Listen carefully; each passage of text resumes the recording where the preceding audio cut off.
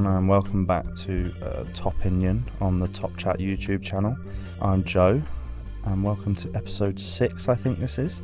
And episode 6 is going to be slightly different than usual, because I'm going off script, off hilter, and today, quick warning, going to be talking about tennis video games, more specifically Tennis World Tour. Don't worry if you're looking forward to my Fallout location prediction episode, which will probably be up next week, if not the week after, when I've got a bit free time. But at the moment I've just got to sort of bang this one out quickly, and it's sort of current news as well, so it's got me a little bit vexed. I'm a little bit riled up, you know, so I need to sort of get some things off my chest about Tennis World Tour.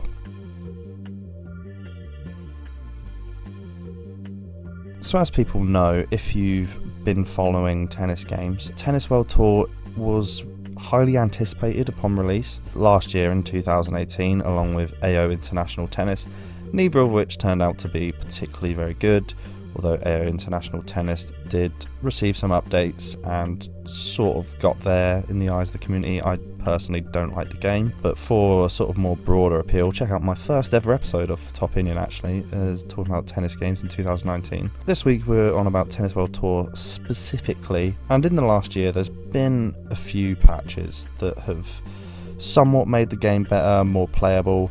The newest patch, I think 1.14, which sped up the game. I think it was 1.13 as well, actually. Sped up the game, things like that. I really don't like. I find it unplayable, where it's just a slogfest from one side of the court to the other. There's no nuance to the game. It's really hard to hit a winner now. It's sort of every update they go from one extreme to the other.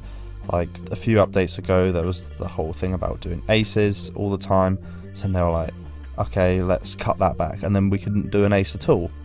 So now they've gone the other way, and the game is too fast, and I don't like it.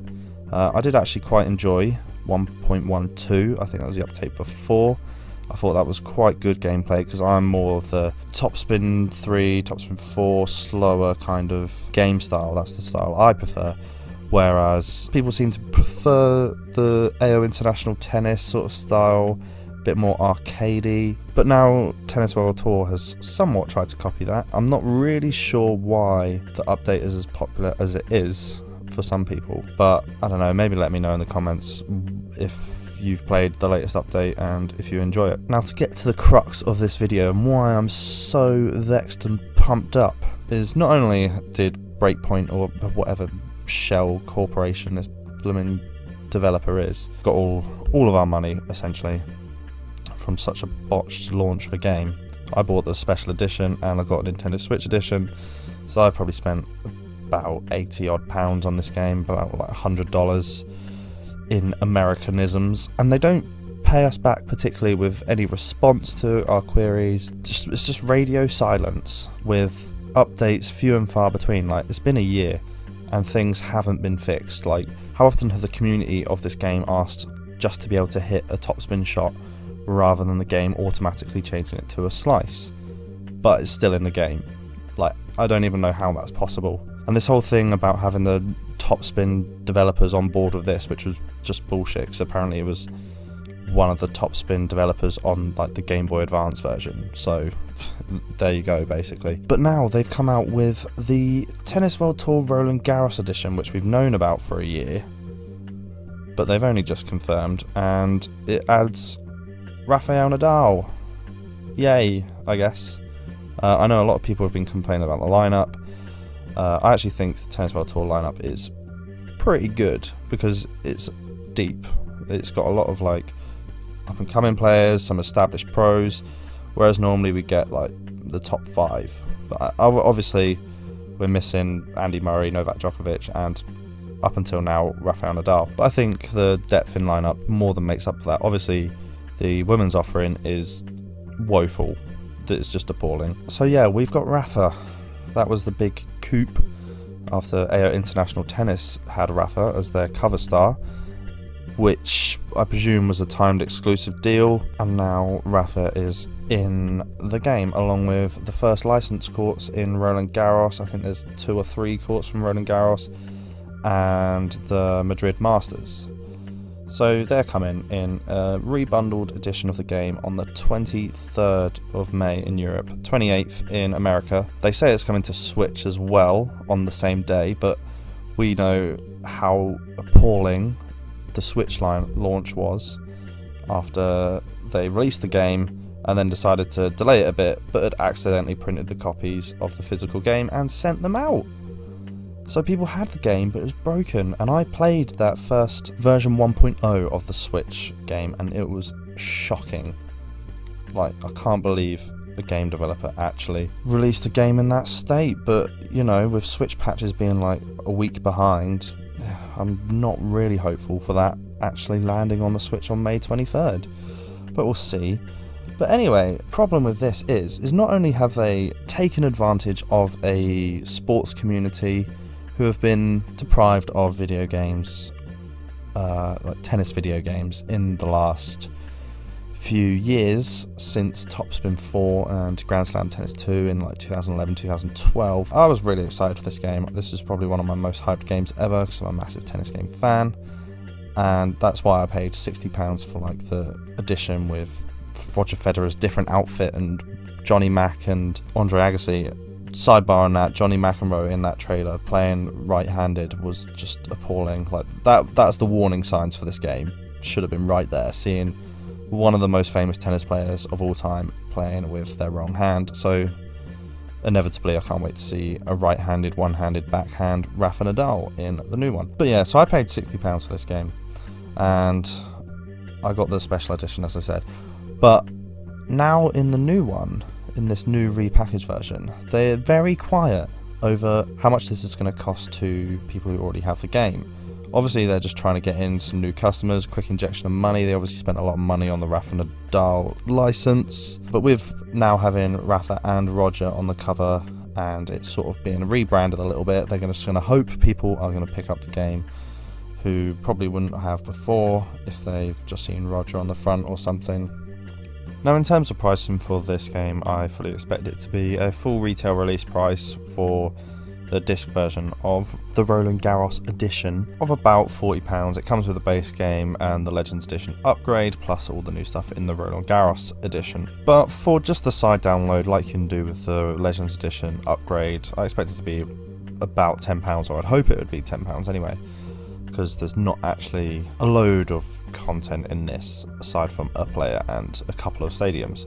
Obviously it's going to be priced, unfortunately. Some people want it free because of the shit that we've gone through with this game over the last year. It's not going to happen, unfortunately, because these licenses do cost money, and in some ways kind of expecting that and agreeing with the developers here, but more from a standpoint that I want to see tennis games be successful financially in order for us to get more in the future, because if a tennis game tanks, it just doesn't look good for the sport as a video game in general, and less people are likely to try their hand at recreating a video game. We saw that with 2K Sports and EA and Sega as well, actually, who've all gone out of tennis games because obviously there wasn't much sales to be made. So unfortunately don't expect it for free, as much as I'd like to live in that world where publishers care about their fans, but it's not going to happen, I'm afraid, because obviously this company doesn't really care about the fans that much, because this is just a money grab. As much as we can blame the developers, they're not untouchable, but I'm sure a lot of the problems with this game stem from the publishers themselves, who didn't give them a lot of time. The budget was probably strict, you know, they're probably being thrown about on other projects because, you know, that's the way publishers work, and it's unfortunate that they don't really care about the game. And, you know, maybe developers are at fault too, but for the large part I think it's the publishers on this one. So they're hoping for a few more sales, because I presume the sales were woeful, and I know people were asking for refunds, doubt they got them. So yeah, we're not hearing about how much this is going to cost us, and I mean, I don't particularly blame them for pricing this like as an add-on, as DLC. I mean, that's sort of fair enough. It's not in the base game. They've spent money on licenses, on 3 licenses, and a female license. There's only been one female confirmed, who I've not heard of before, but I thought they tweeted out that there was 2 women coming into this update, It's Kristina Miladinovic. I've not heard of her, I'm afraid. But I did remember them saying there's 2 female players coming out. Yet, also in the release trailer for the game, before it came out, they said a lot of things that weren't in the game in career mode specifically, which I tweeted about to them almost every day after launch. It was the fact that you couldn't do 2 things within a month on the calendar on the career mode. And that didn't come into the game till about 6 months after release. So, there we go. But yeah, the price of this, if it's like £10, I think I'll probably pick it up. You know, it's kind of worth it. I just want to see how it is. But the thing is about this is that they've done what they did at the start. They paid all this money on licenses, but they still have a broken game. It's a year now since it's been released, and they still have a broken game. They're just trying to wheedle extra money out of us, and I'm going to pay it because I'm a sucker.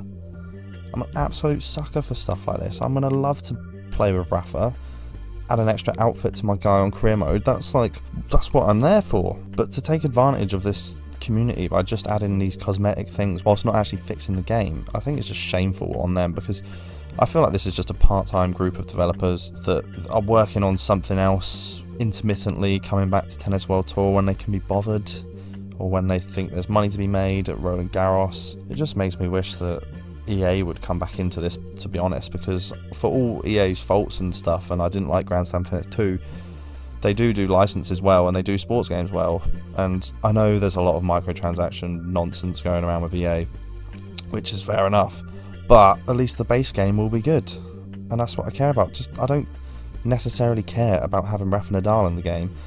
Give me, like, the Pro Evolution Soccer version of Rafa Nadal. Give me Nafa Radal.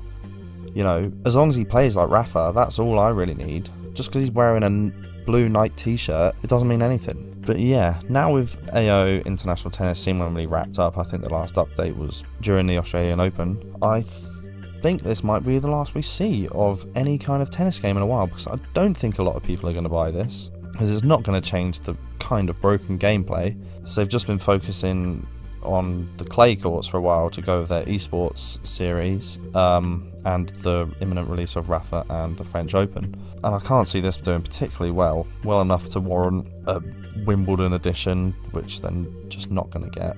And I don't think we'll ever see Novak or Murray in this game until we get someone else come into the game and actually try and do a tennis game properly that cares about the fans. Because, you know, just looking at this trailer as well, I'm going to be playing this trailer in the background. Look at the graphics on this. Like, it's shocking. It's 2019. Like, the Virtua Tennis games look better than this. It's appalling. But anyway, I digress. It's probably my last TOPinion on tennis games for a while. Sorry to bore everyone with it, but as I said, tennis games are probably what I sink most of my time into. It's just like my sort of downtime game when I'm not trying to get too deep into a story or things like that. So here's to hoping for something better in the future, but as always, thanks for listening, and I'll see you in the next one. Bye for now.